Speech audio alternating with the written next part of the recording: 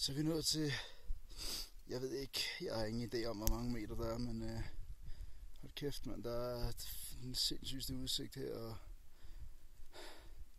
og 2 minutters fortjent pause.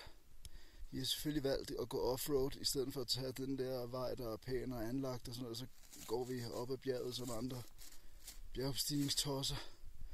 Men det er sgu vildt nok udsigt, når man sådan kigger ud over.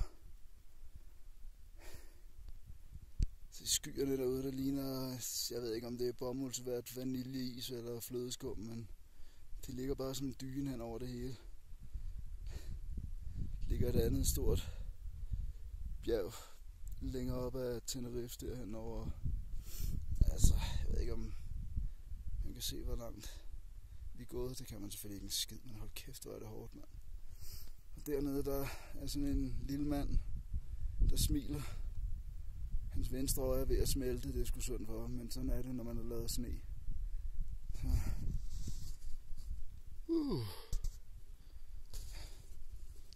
Er bentøjet trætte? Det tror jeg nok, det er. Men vi mangler også kun 3-4 km opad.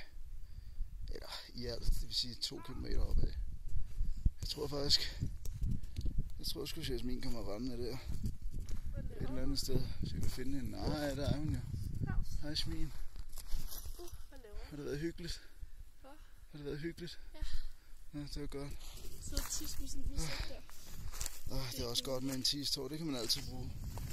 Jeg fik lavet noget sne gul her tidligere. Jeg håber sådan, der kommer en eller anden tosset turist, der er lige så dum som mig til at smage på sneen, fordi det kunne være sjovt, ikke?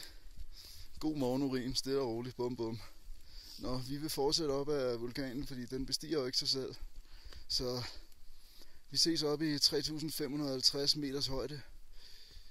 Out.